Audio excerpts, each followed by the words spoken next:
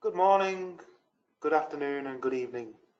My name is Tim Devling and I'm the Director of Sales and Applications at Ithera Medical. I would like to welcome you to this webinar on multimodal cell tracking by combining gold nanorods and reporter genes using MSOT. There will be about a 30-minute presentation and then time at the end for questions. If you do have a question, you can type this into the question box of the webinar status bar on your screen. We are also recording the webinar and you will get a link to this in the next few days. So without further ado, I would like to introduce the presenters here at the University of Liverpool. Dr. Tony Plaga received his PhD in molecular neurobiology at the Max Planck Institute for Developmental Biology in Tübingen, Germany. He went on to a postdoctoral period at the Babraham Institute in Cambridge and became a group leader at the University of Liverpool in 2006. He's developed an expertise in genetic modification of stem cells, reporter gene constructs, genetically modified mouse models, and epigenetic regulation. I would also like to introduce Dr. Raphael Levy, who was awarded a PhD in physics from the University of Strasbourg in 2002 before moving to Liverpool as a postdoc, and he has since developed his own group with an expertise in nanoparticles and their applications in biology, in particular imaging. So I'll hand over to presenters and please go ahead. Okay, hello, my name is Tony Plagge. I will take turns with Raphael in presenting this seminar on some of our recent data using multiple reporters and probes for multimodal cell tracking in vivo. So first some,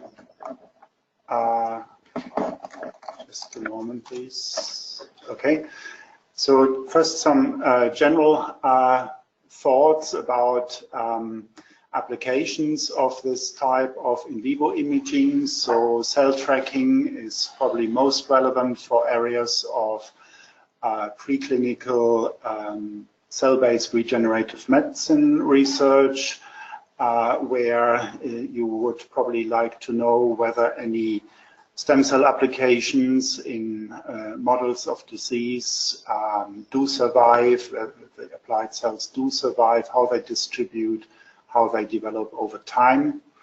And another field of research is probably cancer research, where many people are interested in metastasis formation and imaging those cells in areas of metastasis.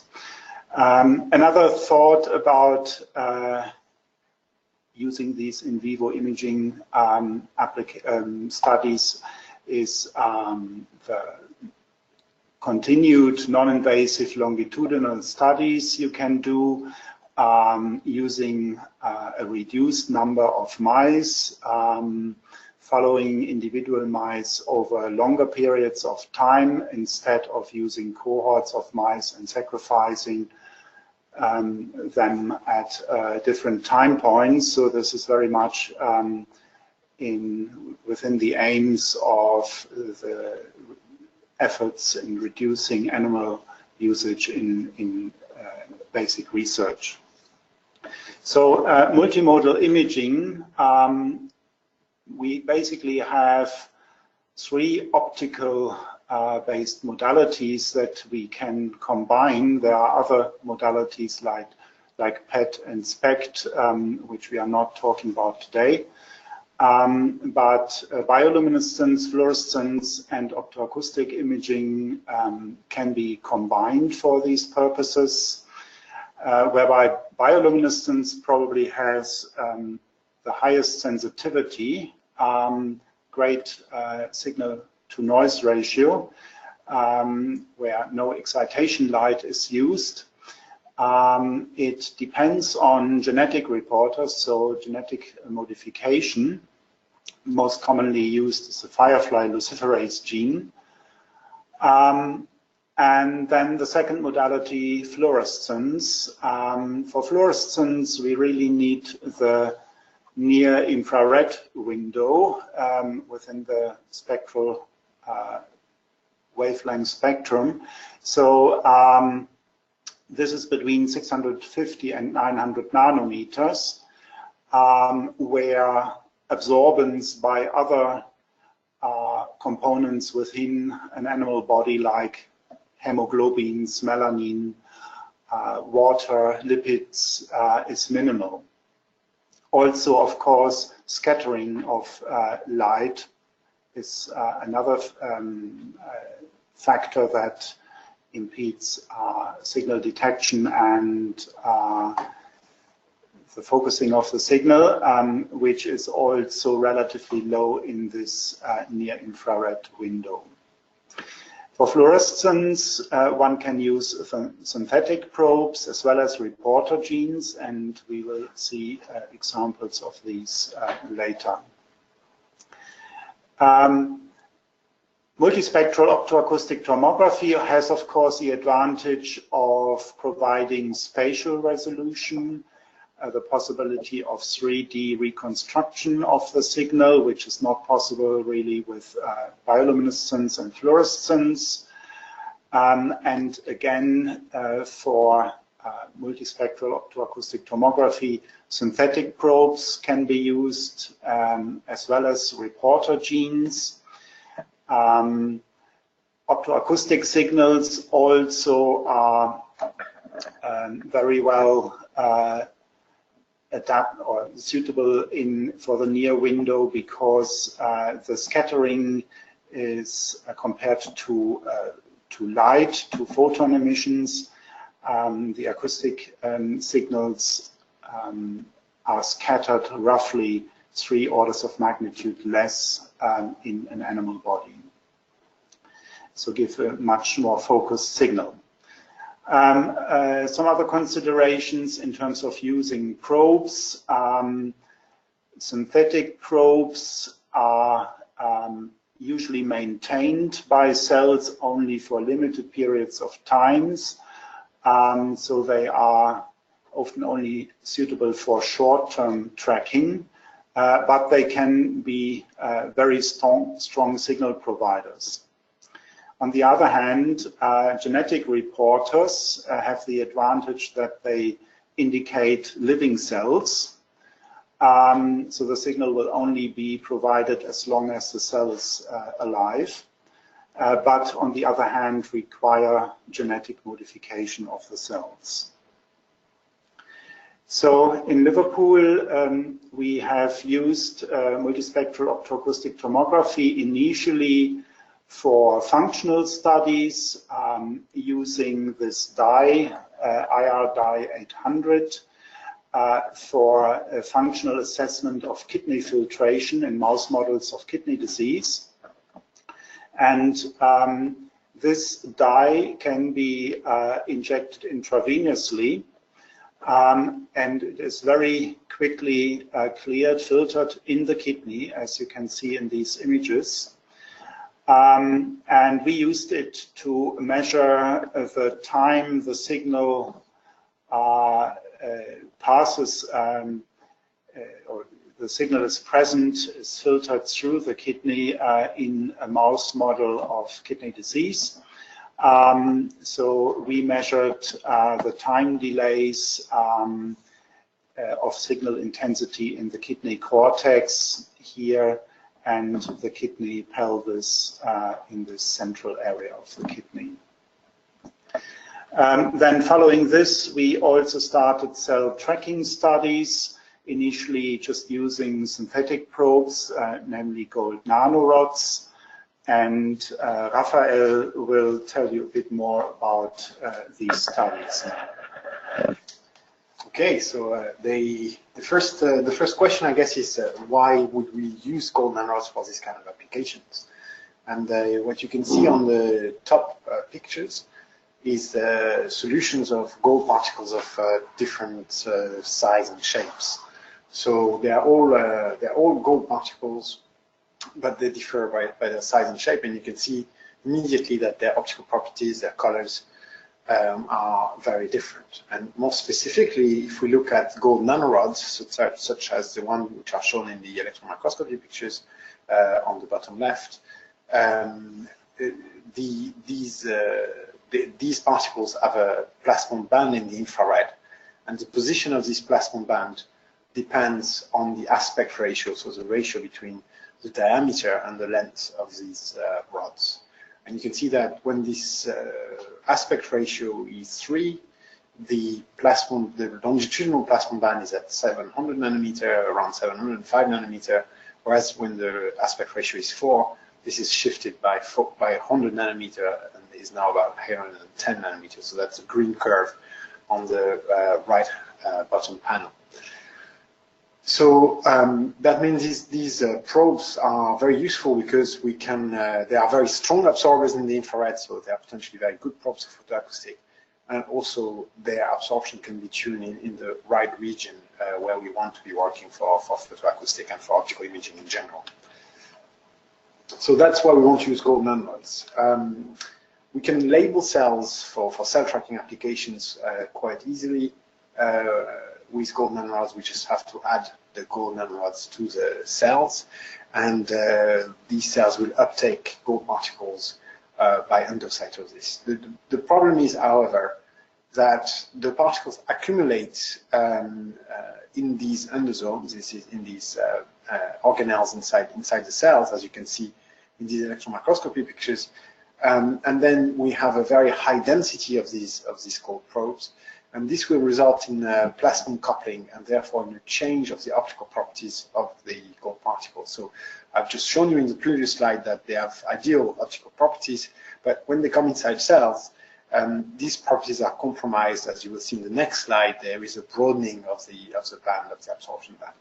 So the way we've resolved that problem, as described in the paper by Joanne Covenant, which is cited in the bottom right corner, is by using a silica shell at the surface of the gold rods to prevent the particles from coming too close together after uptake inside cells. So you can see on the top line, the first three images, the particles do not have a silica shell, and they accumulate, they are very close together, they're almost fused together, and the spectral properties are going to be very much affected.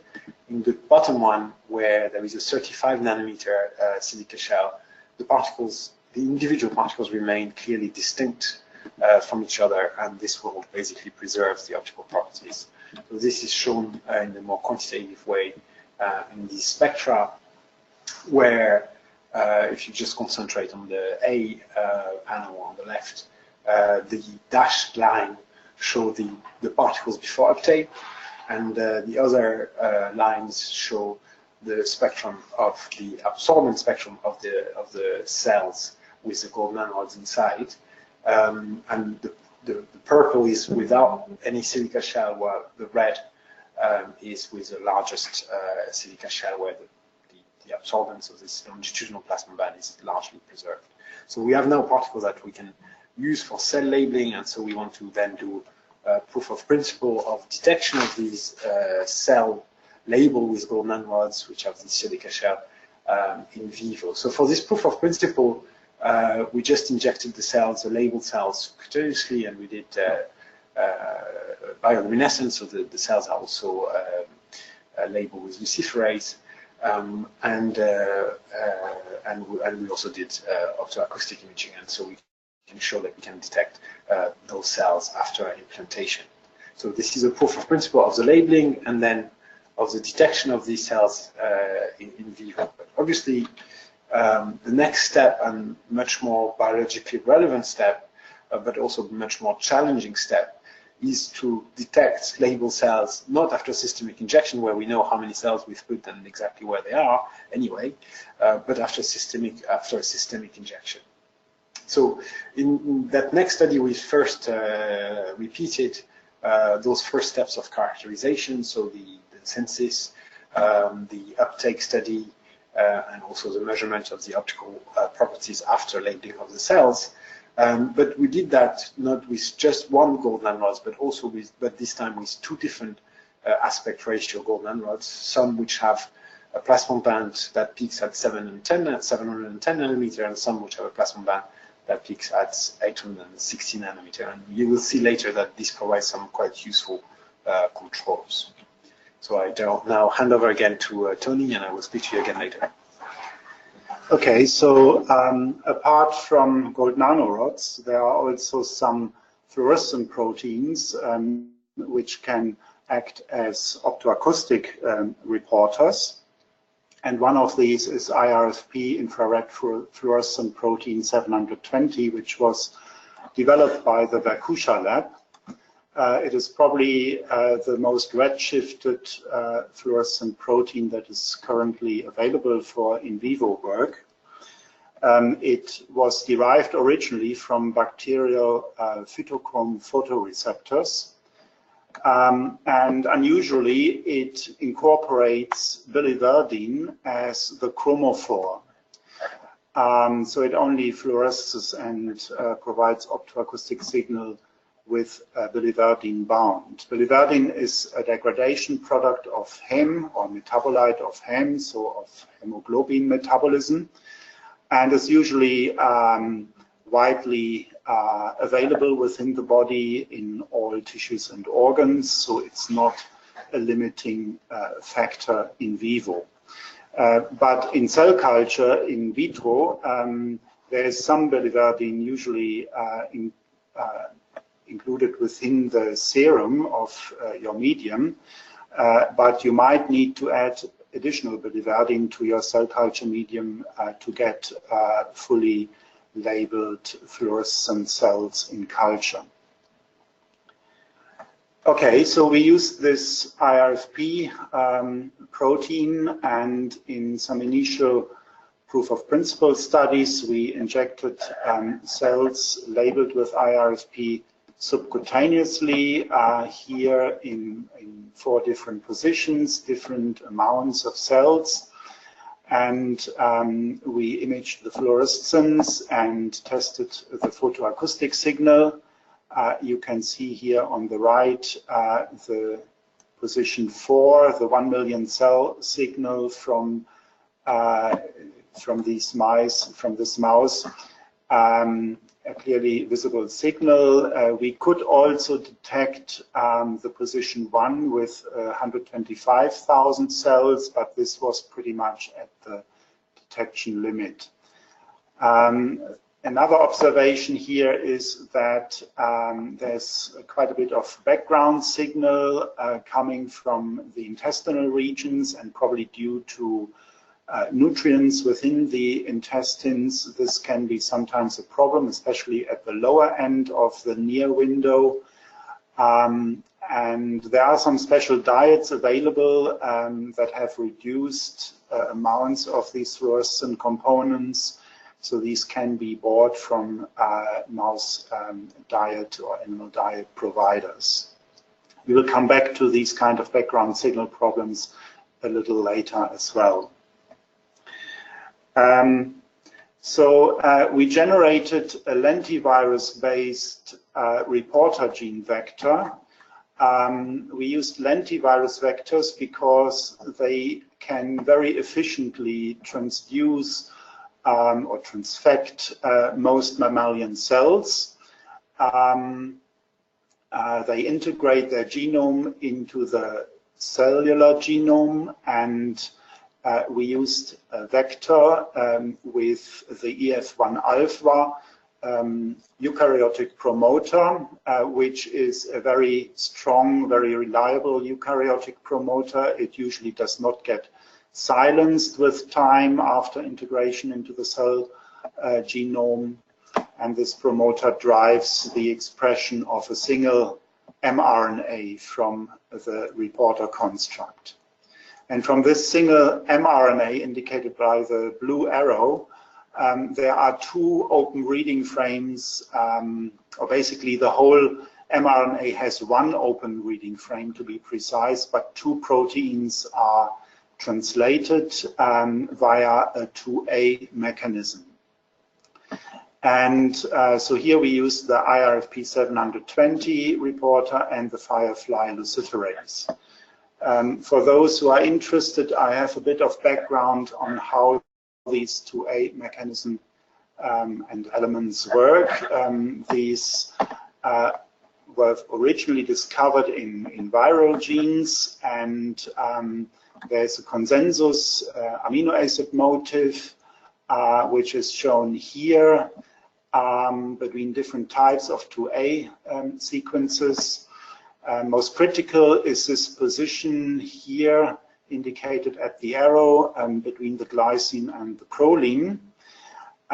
When these codons are translated by the ribosome, there occurs some sterical hindrance between the tRNAs that carry the peptide, the nascent peptide chain, and the incoming proline carrying tRNA.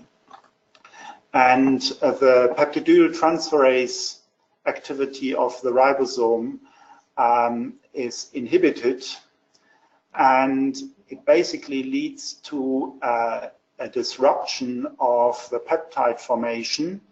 The nascent protein is released from the ribosome, and the ribosome basically skips a codon, but then continues translating the same open reading frame, and this basically leads to formation of the luciferase protein from the continued open reading frame. So the first protein, in our case IRFP 720, will have some additional amino acids added to its carboxy terminus, while the luciferase will have a proline at its amino terminus. But this doesn't interfere with the functional activities or properties of the proteins. And this mechanism of expressing two proteins from one messenger RNA using 2A elements is much more efficient than a different mechanism called IRIS, internal ribosome entry site. We compared this in our paper and found that the 2A mechanism is 5 times more efficient at expressing the second protein, the luciferase. So we continued doing all the rest of our work with this vector version, which is now on AppGene as well, using the E2A translation mechanism.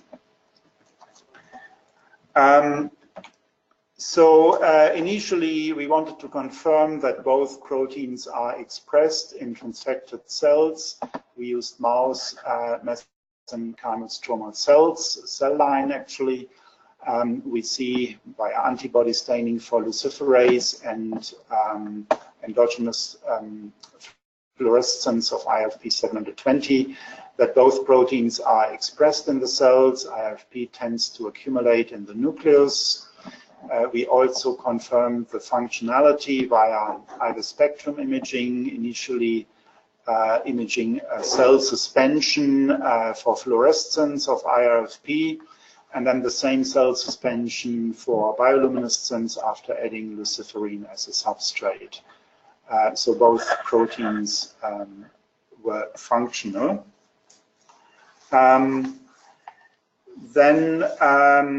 We co-labeled these cells, these genetically modified cells, with gold nanorods. But before I hand over back to Raphael to present you some data on that, I briefly wanted to mention that we tested different routes of systemic injection of cells.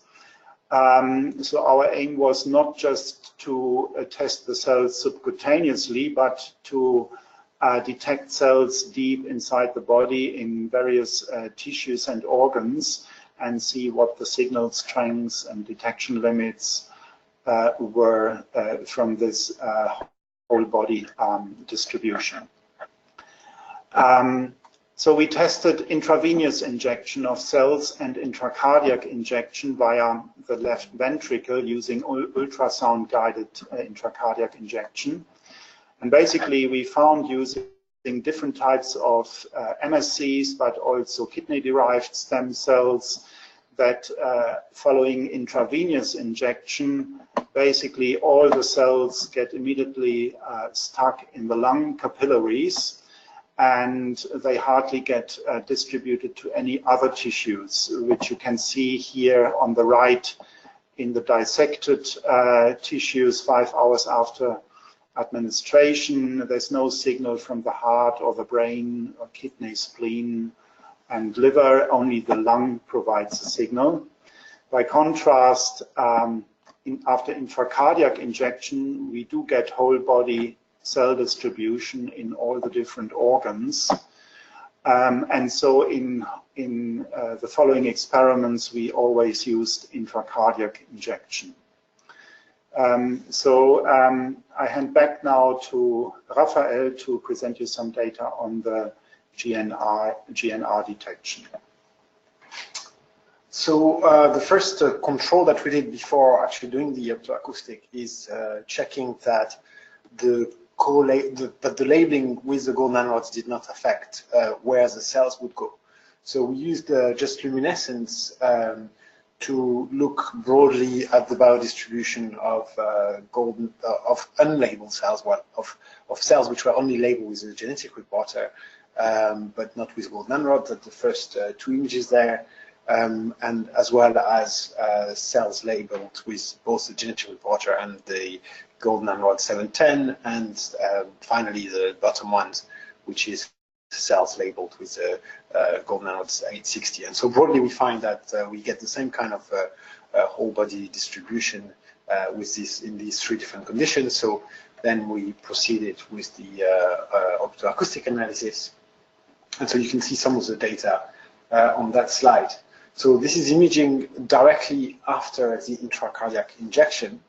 Again, the bioluminescence in the top left corner, which shows that the cells are quite broadly distributed. And then we can use the MSOT to have a much higher resolution into where those cells actually are. And you can see in the sections before intracardiac injections and after intracardiac injections that we can detect some signal in the head, in the liver and in the kidney, and these 3 sections here corresponds to these 3 planes in the 3D reconstruction, which you can also see bigger now on this animation. So you can see the quite nice resolution and the fact that we can detect the cells in various organs immediately after injection. But these signals that we detect are, as we would expect, this is a much more challenging experiment than just injecting cells subcutaneously. These signals are quite low. So we did various controls to be absolutely sure of the specificity of the signal we detect after intracardiac injection. So to really be sure that this signal really comes from the gold nanorods. So I'm going to explain some of these controls in this figure. At the top here, you can see the spectrum that is applied for the unmixing. So as you know, multispectral optoacoustic uses spectral unmixing, so information about the different with the different wavelengths to distinguish between intrinsic absorption as well as the external probe extraneous probe that you might add. So in this case, the gold nanorods or the IRFP. So as an input for this unmixing, we use the spectrum of the probe that we have added. Here, as an input, we used either the GNR 710 spectrum or the GNR 860 spectrum or the IRFP 720 spectrum.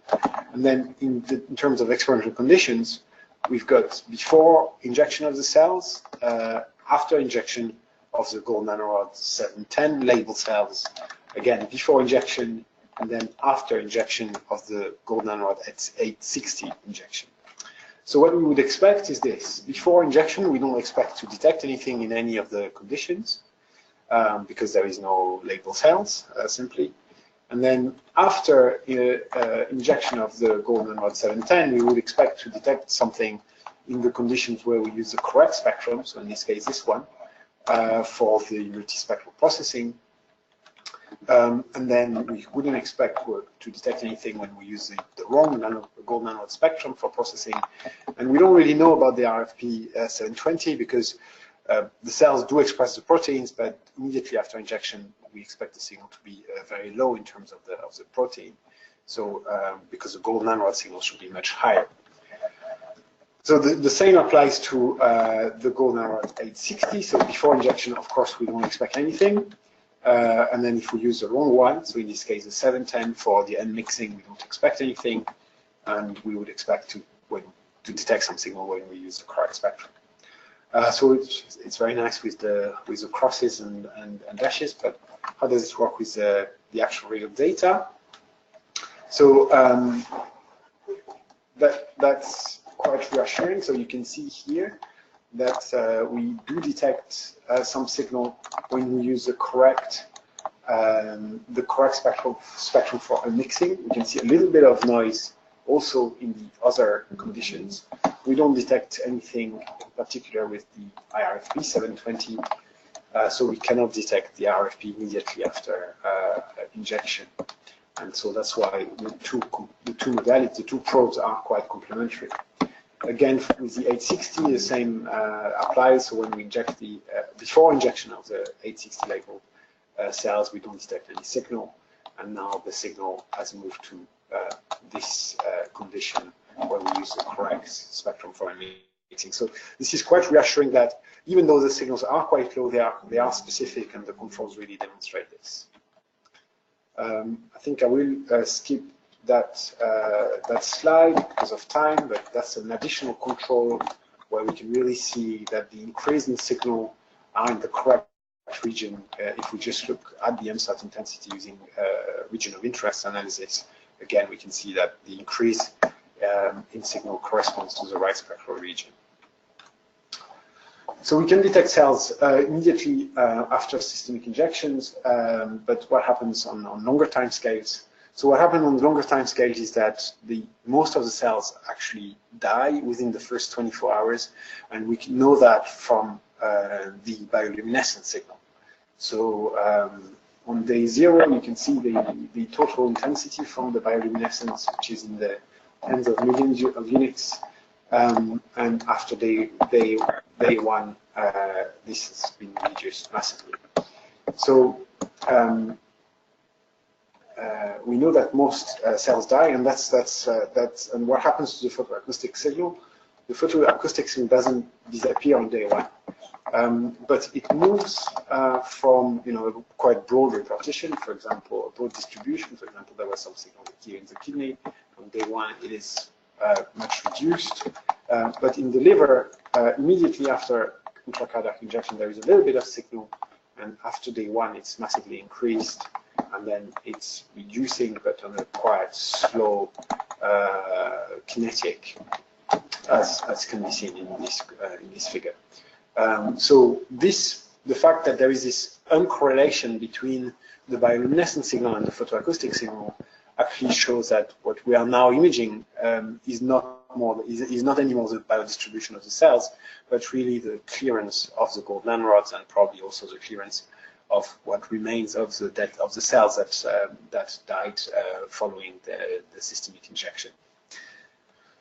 So I will now hand over to Tony to talk about what happens to those few remaining cells that have survived, and that's where we can actually use the other probe to look at that. Yeah, so from around day 5 post-injection, using bioluminescence imaging, we were able to detect signals, so live cells from regions where we did not initially on day 1 or day 0 observe signals. And these signals over longer periods, up to 1 month, became stronger and stronger, and clearly indicated tumor growth. So at this stage, however, we were then able to use IRFP 720 as well as the second genetic reporter molecule for photoacoustic imaging. So here we have a mouse 30 days post-injection. The bioluminescence roughly indicates the location of the tumors, but when we image this mouse in MSOT for the IRFP 720 signal. We can detect this now quite easily in these tumor clusters of cells expressing this reporter molecule. So the cross-section levels 1 to 6 are shown here in the MSOT panel. We see that the tumors 2A, 2B are very close to the kidney. We can also, if we compare the spectra for the tumor region here, for the tumor 2B, we see the IRFP spectrum signal from the tumor region compared to a region just below the tumor not expressing IRFP. So there's a very good signal distinction between background and tumor region. Eventually, when we dissected the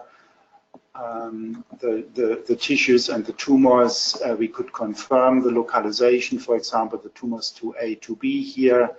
The bioluminescence imaging here indicates again the growth of these tumors very close to the kidney. We were also able to spatially reconstruct the tumor signals on various days. So in this video, we see the tumors of actually tumor number 4 from the previous image on day 13, 23, and day 30, and we were able to exactly make out the shape and measure the diameters of the tumors, which were 1.2 millimeter on day 13, 2.2 millimeters on day 23, and 3.3 millimeters on day 30. So these sort of detailed infos you can obtain from the MSOT data. Then a second example is shown on this slide. In this case, the mouse was kept for 40 days, and we had here a tumor that developed quite late in the period, but then grew very fast. And again, we were able to image this and determine the shape and size of the tumor very well with optoacoustic tomography. One feature that you might recognize or might observe in these MSOT images are these black spots within the signal providing areas. And this was a point of concern initially when we obtained the data. And going back to Itera Medical, we worked with Thomas Sadella and Stefan Morscher to resolve this issue. It was basically a problem of signal data analysis, and this has been resolved with the software version 3.8 now, where we don't get these negative areas within the tumor regions anymore. So this data analysis problem has been solved now and is rolled out in the MSOT instruments. Yeah, so last slide, maybe just a quick outlook. Where is the field going? So on the one hand, there's continued probe development. There are additional short-term labeling probes that can be used instead of GNRs. For example, Alexa Fluor chemicals can be used to label proteins, as we have done in this case. Here, this image shows confocal microscopy of cells labeled with the protein and linked to Alexa Fluor 790. And these cells were injected subcutaneously here in this mouse.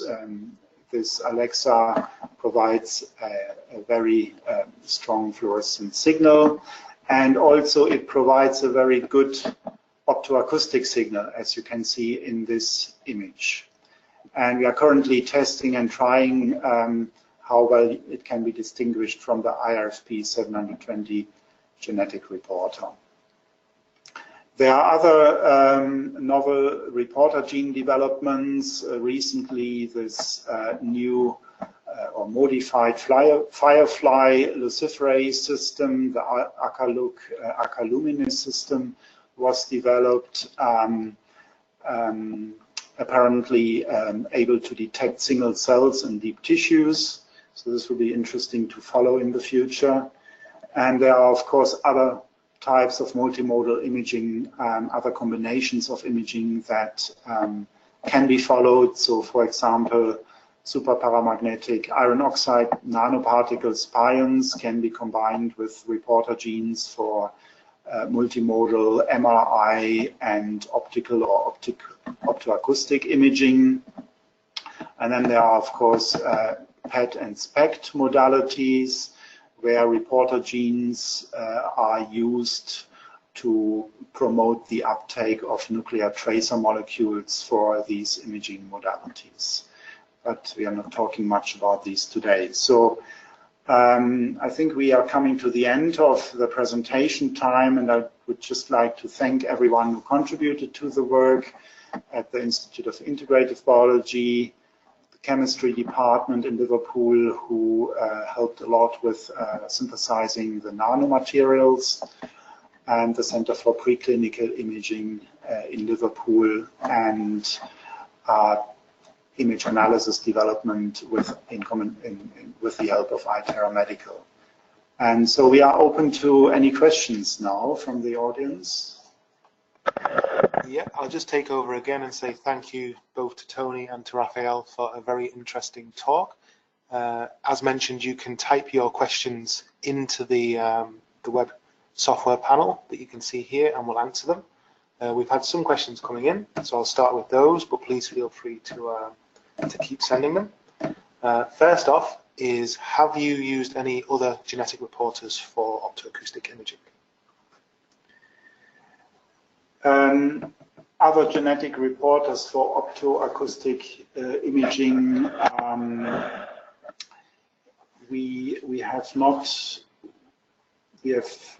used any other fluorescent proteins at this stage. We are trying these Alexa labeled proteins, which are transient labels. There's a range of IRFP proteins with a slightly different excitation and emission characteristics. But the IRFP 720 is the most redshifted one, so should be the best one for in vivo imaging. Some others are around 700 or slightly below 700, but we have only tried really the IRFP 720. Okay, and now a question related to the spectral mixing method that you used is, in fact, this is from two people. So a simple one first, how did you do the multispectral mixing for the different labels? So, I think maybe I should throw that question to Joanne, who I think is in the audience. But I think it's direct linear methods, is that right? Linear regression. The linear regression, I think, is the one we have used. Obviously, the details are in the paper, but I think that's the case, yeah. And the further follow-up question here is: did you include the oxy and deoxyhemoglobin spectra in those in the reconstruction? Yes. Cool. Yes, we used a wide range of imaging wavelengths, almost every 10 nanometers, I think it was. Yes, so that's in terms of acquisition. Yes, we used a lot of imaging wavelengths, and including, maybe some of you might have noticed, some the sort of not near. Well, is it still near infrared? I think it's still near infrared, but it's after the water peak. So you can see here that we've used some longer wavelengths as well, which is quite useful, especially for the 860 nanometer gold nanorods. Okay, and a question about use of genetic reporters is, have you tried imaging the transgenic mice with a reporter gene? So we have not made transgenic mice with this reporter gene vector. There is, in the literature, there is a paper expressing, where people have made a transgenic mouse expressing IFP 720, I think it was. But this was ubiquitous expression in all tissues, so using a ubiquitous promoter. I vaguely remember that paper from the literature. Whether this mouse line is available via the JAX distribution system, I'm not sure at the moment, but I could look up this paper and get back to you or something if you wanted to email me for asking for the details. I probably will find this paper in my library. But I think it's an interesting. It could be. I mean, our data at least suggests that it could be a quite powerful approach if you had such a mouse with an interesting biological question.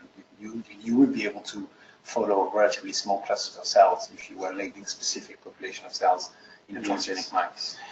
So one application such a mouse line would be useful for, especially also the ubiquitously expressing mouse line is, say, if you wanted to isolate bone marrow stem cells from this mouse line and then apply this in a different mouse to treat a disease model of another mouse disease model, then you would have primary cells already labeled transgenically from the other strain and apply this in the disease model and have basically primary cells derived from bone marrow, for example, which you can image and follow up in your disease model. So the transgenic mouse line could be a donor of primary cells to treat disease mouse models. Yes, so that's a useful application. okay, so staying with the IRFP is relating to the E2A construct. Are both proteins expressed equally on the construct? Yes, that's a good question, actually. If I go back to the scheme.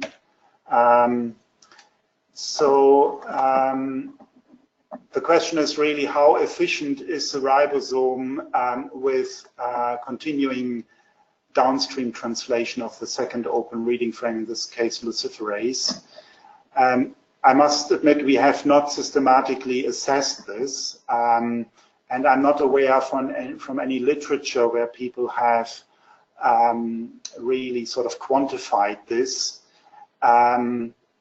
I would expect it's probably not 100%, so probably not a 1-to-1 ratio of expression of IRFP protein to look luciferase protein. What we found is that using this 2A element is 5 times more efficient than using an iris element, where the ribosome would encounter a stop codon at the end of IRFP 720, fall off the mRNA basically, and then have to shape on the iris element to continue translation. So the 2A element in our case was 5 times more efficient than an iris element, and this we showed the details actually in the paper. The ratio between the two, translating the two proteins, we are not quite sure about this. And for this reason, basically, we put the stronger reporter, the luciferase, into the downstream position, and the weaker reporter, the IRFP 720, as the first protein to be translated. Okay, and one final question relating to gold nanorods is, when detecting the gold nanorods after injection, how can you be sure that they are still inside the cells and not already released? So some of that would come from the correlation between different modalities, and some more information could be, I guess, gathered from an ex vivo analysis. We haven't actually done that. It's been done in some other papers. I'm sure I'm missing some good answers to this question. Yeah, I guess really the best criterion is the alignment of the GNR signal with the live cell signal from the reporter genes. Although this can, at the moment, probably not be resolved on the cellular level in vivo, but at least on a tissue regional level, it can be assessed. Yeah, this can. I mean, it's not perfectly aligned here. The two views are not perfectly aligned here, but you can quite clearly see that the region where the luminescence comes from are identical to the region where the photoacoustic signal from the gold nanorods comes from. Okay, so I'll say thank you once again to our presenters here, and also thank you all for attending today. If you do have any follow-up questions, please feel free to contact us. And as mentioned before, we will be putting this webinar onto the web in the next couple of days, and you'll also receive a link to that. So thank you for your time, and have a nice day.